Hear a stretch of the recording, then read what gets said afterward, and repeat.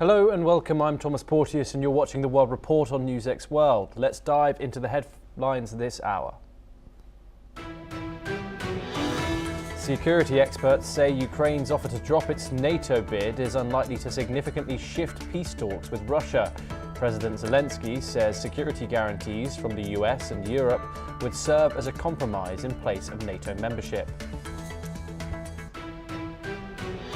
Australian media name a father and son as gunmen who killed 15 people in a targeted attack at a Jewish Hanukkah event in Sydney's Bondi Beach. Police say the older man dies at the scene and his son is critically injured, and the Prime Minister signals tougher gun laws after the deadliest attack in decades. Thailand says it has halted fuel shipments through its Laos border checkpoint amid fears supplies are being diverted to Cambodia. The move comes as fighting with Cambodia spreads along the disputed border with no signs of de-escalation despite ceasefire efforts. Syria says it arrests 5 suspects linked to a shooting in Palmyra that killed 2 US soldiers and a civilian interpreter. Authorities say the attacker, who is shot dead, is a member of the security forces suspected of sympathizing with Islamic State. China says it supports Hong Kong's crime and national security measures following the conviction of media mogul Jimmy Lai, despite international condemnation. Beijing says it firmly backs the city's authorizes in punishing acts it says is endangering national security. Los Angeles officials confirm actor and director Rob Reiner and his wife are found dead at their home, with police launching a homicide investigation. City and state leaders confirm the deaths as detectives from the Robbery Homicide Unit probe the case. St. Microelectronics say that it has dropped more than 5 billion radio frequency chips to SpaceX for its Starlink network. The chipmaker says deliveries over the next 2 years could double that total, highlighting the scale of the partnership. Nvidia says it is considering boosting production of its H200 AI chips after demand from Chinese tech companies exceeds current supply. The move follows a US decision to allow H200 exports to China with a 25% fee, though Beijing has yet to approve purchases. We start this hour in the Indo-Pacific, and Hong Kong media tycoon Jimmy Lai was found guilty of 2 counts of conspiracy to collude with foreign forces and 1 count of sedition under the city's China-imposed national security law, offences that could carry a life sentence. Lai had pleaded not guilty to the charges, which also included conspiracy to publish seditious material. The verdict drew widespread international criticism. Britain has condemned the prosecution as politically motivated, calling for Lai's immediate release and highlighting his targeting for exercising freedom of expression. The Interparliamentary Alliance on China described the trial as a sham that fell short of international fair trial standards, while Amnesty International warned the ruling signals a severe threat to press freedom in Hong Kong. The Hong Kong Journalists Association and the Committee to Protect Journalists have said the case has caused irreparable damage to the city's media landscape, noting that Apple Daily's closure led to hundreds losing their jobs and citizens losing a key source of independent news. Exiled activist Samuel Chu called the verdict devastating, describing Lai as a journalist and a believer who resisted censorship. China and Hong Kong authorities defended the ruling. The National Security Office called Lai a pawn of external anti-China forces and accused Western politicians and media of interfering in Hong Kong's judiciary. Chief Executive John Lee welcomed the verdict, saying it upholds legal justice and safeguards Hong Kong's core values. Taiwan's Mainland Affairs Council said the case demonstrates the systemic erosion of Hong Kong's freedoms, democracy, and judicial independence. Joining us now is Andrew K.P. Leung. He's an independent China strategist and he joins us live from Hong Kong. Thank you very much for joining us, Andrew. What are your thoughts on some of the comments that have come out of not just international media, but of course also the likes of Amnesty International, the Hong Kong Journalists Association, slamming this ruling, calling it words like devastating, saying it causes irreparable damage to the city's media landscape. How do you respond, Andrew? Well, these remarks and condemnations is really turning a blind eye of what to what one country, two systems is all about. Now, I've lived in Hong Kong all my life, both before and after the handover.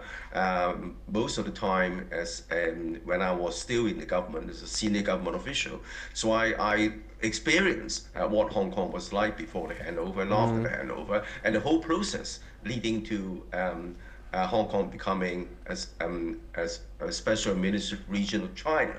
Now, under the Hong Kong's constitution, which is Hong Kong's basic law, there is a provision for universal suffrage. In other words, one man, one vote to elect the chief executive, the highest official, the highest leader in Hong Kong. That was included not in the joint declaration on Hong Kong's handover negotiated between Britain and Beijing, but in Hong Kong's constitution, which is China's law, the national law, which is called a basic law. Now, under the basic law, in order to enable one man, one vote to be introduced, the candidates must be pre-screened. In other words, after so many years under colonial rule, whosoever elected must have the confidence of Beijing, must be able to work with Beijing, because Hong Kong would thereby become a special administrative region of China. However, when this universal suffrage package was offered, it was flatly rejected by Hong Kong's Democrats, and of course backed by a large number of Hong Kong's people, because they think it's not democratic, as if Hong Kong is a separate country.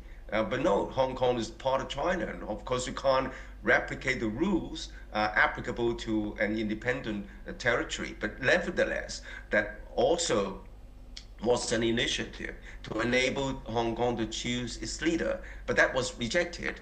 And what came afterwards was a lot of serious protests leading to a complete disruption of Hong Kong's law and order, and also elements waving flags calling for Hong Kong's independence. And then you have the involvement of foreign countries, including very high level. Well, for example, Jimmy Lai met Mike Pence. I mean, and is the vice president of the United States. I mean, if he was a journalist, now how come that he would be able to meet such a high-ranking person at a time of increasing rivalry and confrontation between the United States and China?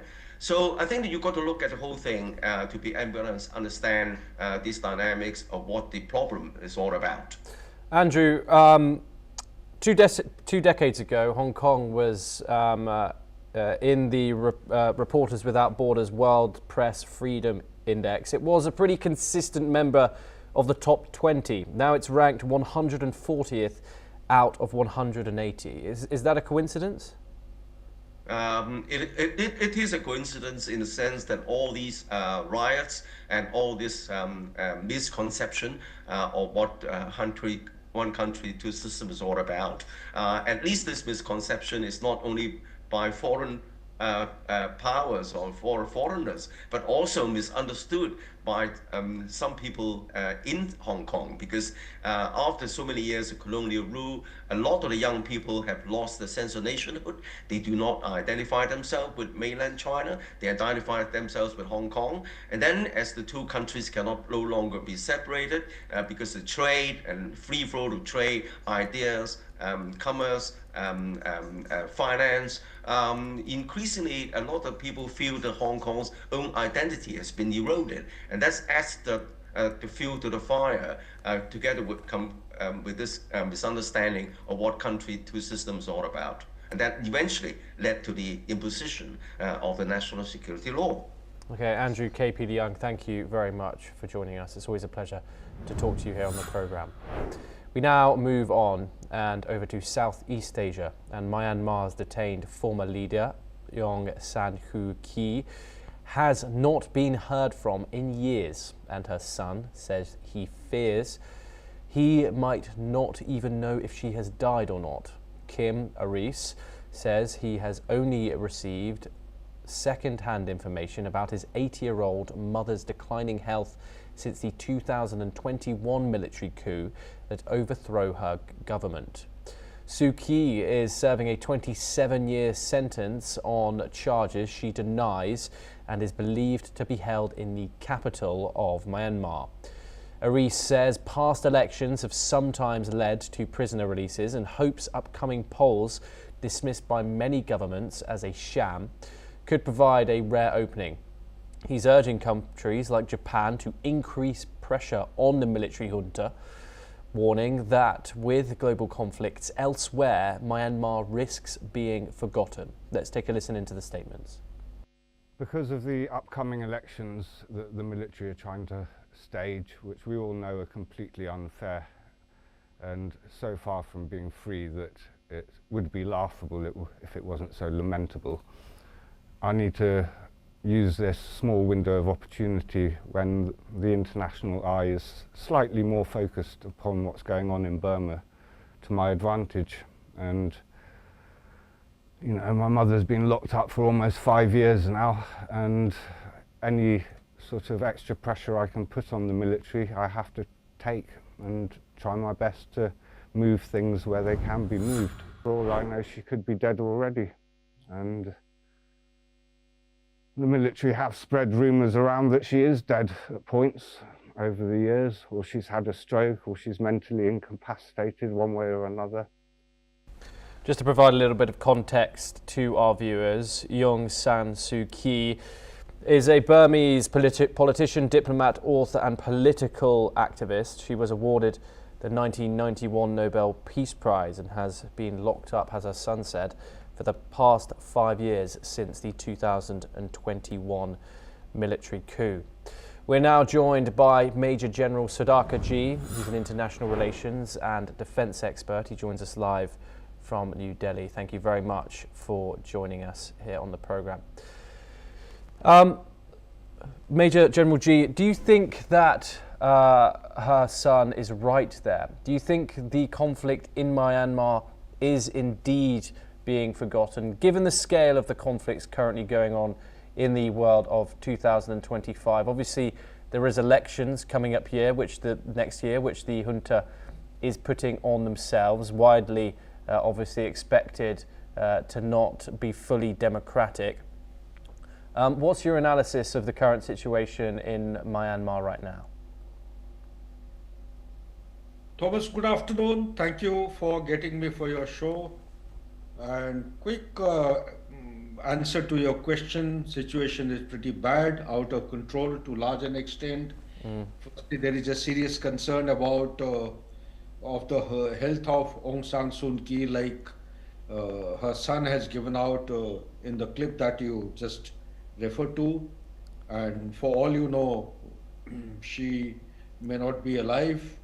That is the worst that can happen. If that happens, then there are serious implications. So your question essentially is oriented towards what kind of implication or the roadmap they are likely to transit. So what is it that the Myanmar junta is looking at? They are looking at the assembly election on 28th of December.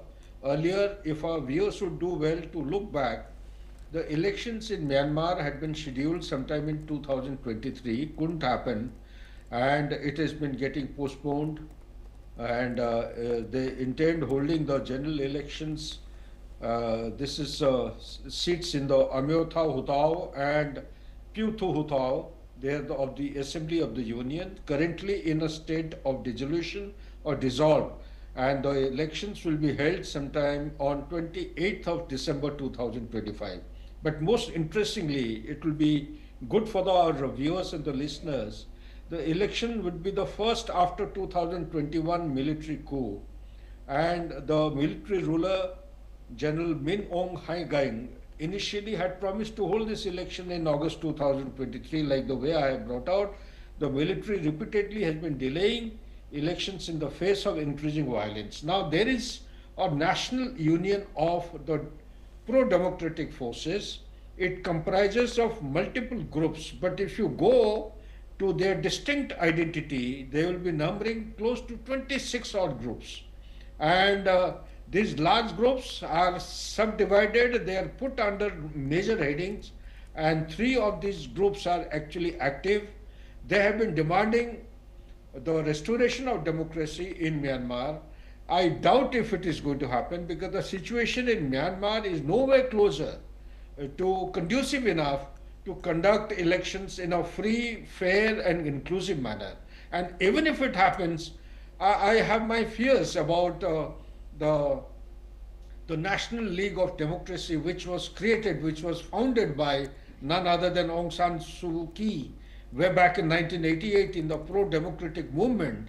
I doubt if it will be given a chance to do the campaigning and also come back to power, because ultimately it is the military junta which intends to continue its power and supremacy and authority in Myanmar, without which the Myanmar is unlikely to have any form of any semblance of stability, although it is not anywhere close to stability, but some kind of stability in this conflict-ridden country is being ensured by the military junta.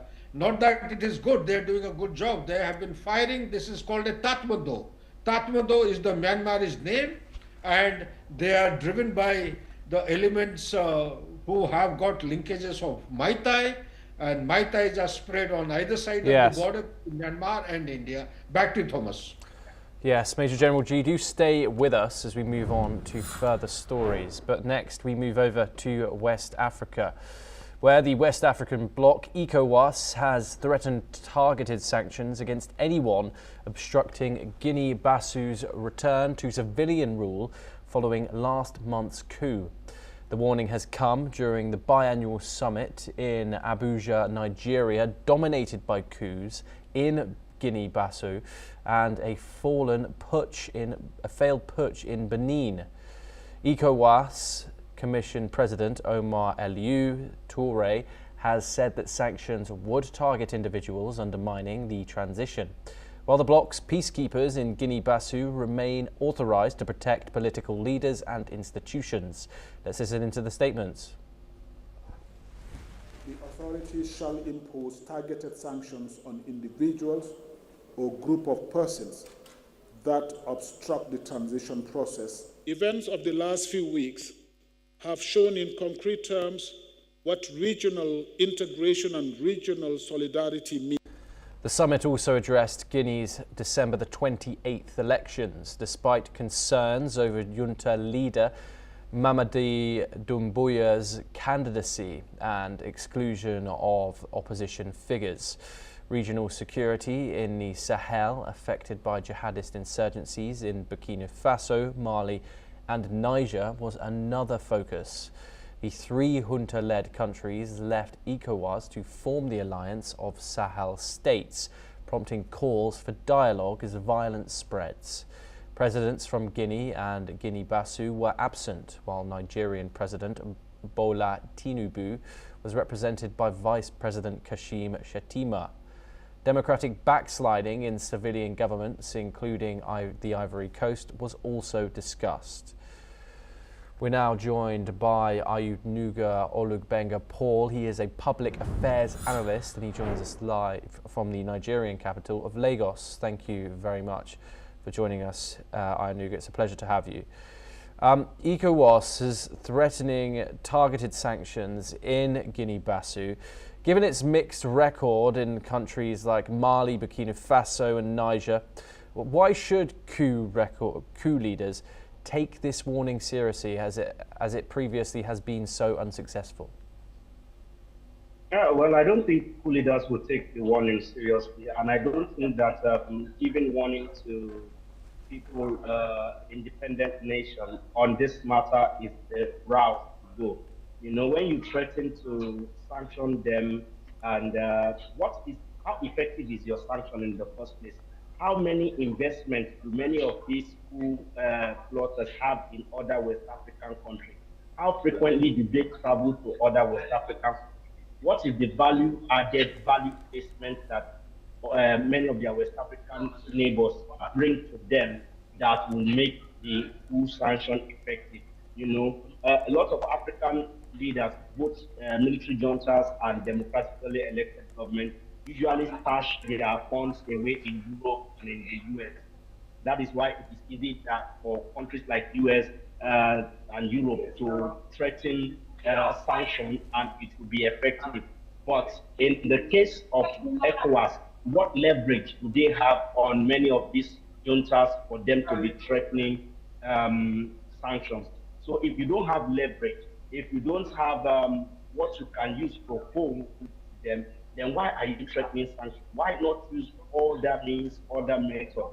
And I think that a lot of the West African leaders are feeling jittery because they don't want this wave of coup to get to their own doorsteps too, because it is successful in Mali, Burkina Faso, Niger, Guinea-Bissau. They are afraid that, oh, their own nation might be the next, you know, with the case in Benin that was unsuccessful. So, and that is why they are doing this sanction. Rather than, talking about sanctions, let's talk about how, as ECOWAS, we can do more intra-ECOWAS trade so that business can boom intra-ECOWAS wide. We can do more intra-ECOWAS Joint Security Council so that we can, be able to get rid of all the terrorists and rebel groups in our midst who are threatening the national peace and sovereignty. Why can't we do intra-ECOWAS, exchange that will lead to more functional and economic buoyant ECOWAS state, such that the people will not be so disillusioned that they will be welcoming military once a military coup is successful. Because when a military coup is successful and you see people taking to the streets to dance, to celebrate, to be happy, it shows that even the democratically elected governments in those states have failed. If they have not failed, the people will go out and protest and say, no, we want our democracy to remain. So it is only the democratic office holders that are enjoying the dividends of democracy, and that is why they don't want any form of coup. But once this spread across to the people, you see, coup will die a natural death, and I don't think threatening sanction will be any effective because there is no leverage for them to effect such sanction. Yes, Ayanuga Olugbenga Paul, thank you very much, as always, for giving us your input on that topic. We now move over to Latin America, and Venezuela's regional allies are rallying behind President Nicolas Maduro after the United States seized a Venezuelan oil tanker last week.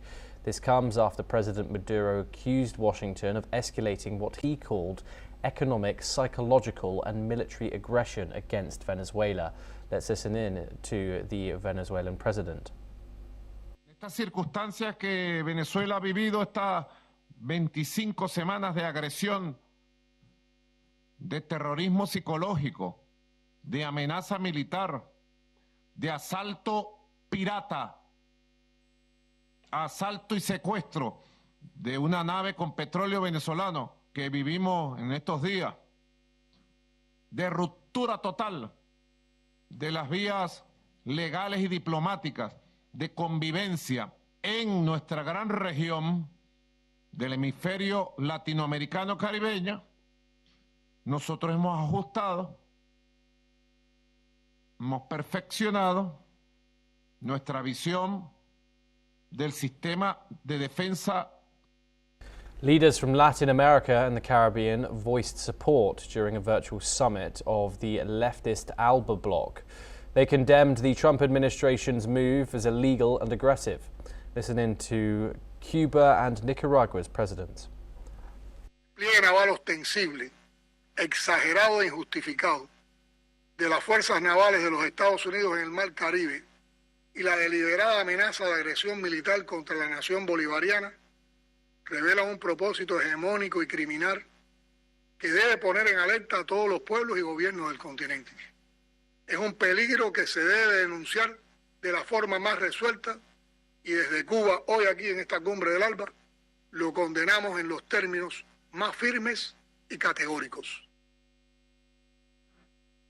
Del pueblo venezolano. ¿Y qué es lo que han hecho? Robarse un barco petrolero. Un robo. Son ladrones. Ladrones de etiqueta, sí, de etiqueta porque son, sienten con el derecho. The tanker seizure marks the first US capture of Venezuelan oil since sanctions were imposed in 2019. Analysts warn the move could disrupt regional energy supplies, hitting Venezuelan exports and worsening fuel shortages in Cuba. We're now joined once again by Major General G to discuss this further. Donald Trump has been targeting Venezuela over the past couple of months. Over 80 alleged narco-terrorists bombed in their boats after allegedly trafficking drugs to the United States, not confirmed. Also, this huge oil tanker that was seized just off the coast. Maduro calls it privacy. Venezuela's allies, of course, voicing support there. However, two big players are indeed missing, China and Russia. Do you believe that Moscow and Beijing have ditched Caracas this time, given Donald Trump's aggression, and why?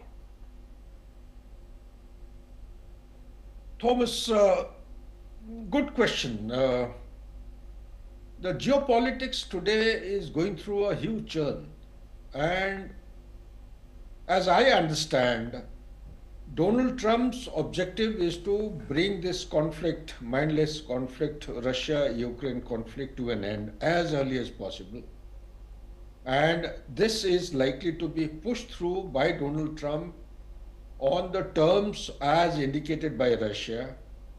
Take Russia back to G8, integrate Russia with the ecosystem of the leading economies or the geopolitics of the world, so that Russia is prevented from going into deep embrace with China. This is one method of isolating China. Second, there is another dimension which has taken place between Putin and Narendra Modi. There has been a meeting in the recent past which is causing tremendous amount of jitters in American think tanks and mandarins who are dealing with the geopolitics. Third, in my opinion, I personally feel more than anything else, the world is getting divided into multipolar or polycentric centers. And in the polycentric centers, notwithstanding, Donald Trump has been talking quite often about G2. G2 means it is a bipolar world between China and USA. Russia cannot be ignored as one of the junior partners. So therefore, in my opinion, Russia, China, Turkey, Iran, Cuba, such like countries will ally and will form a group who will continue to support Venezuela in critical times or otherwise. Yes. Major General Sadakaji, thank you very much for joining us. It's always a pleasure to get your insight. We now move on and over to the United States, and police have now started investigating the deaths of filmmaker and activist Rob Rayner and his wife after the couple was found dead inside their Los Angeles home in what authorities call an apparent homicide. Officials confirm Rayner, who was 78 years old at the time, and his wife Michelle, who was 68, were discovered after officers responded to a medical aid call. No suspects are currently in custody as detectives await a search warrant and the medical examiner prepares to determine the cause of death. Rayner is widely known for directing classics like When Harry Met Sally, The Princess Bride and Stand By Me, and for his prominent political activism. Let's now listen in to a longtime fan of Rayner. Oh, I'm shocked. And I remember him from way back when. Starting with All in the Family, and I'm just such a great social activist, and I'm really sad and shocked. I couldn't believe it, you know? You just don't know what's happening in people's lives. Yeah, it's just very scary. Now we move on, and China approves its first batch of Level 3 autonomous driving vehicles, marking a major step towards hands-free driving. The Ministry of Industry and Information Technology grants conditional approval to 2 electric sedan models from Chongqing at Changkang Automobile Company Limited and Beijing Automotive Industry Holding Company Motors ArcFox brand. The vehicles can drive without human supervision in single lanes on selected highways and urban expressways, with pilot operations beginning in Beijing and Chongqing. Officials say the approval follows strict testing and safety evaluations and supports China's push to develop intelligent, connected and new energy vehicles. Well, that's all that we have time for. Keep watching NewsX World for more international updates.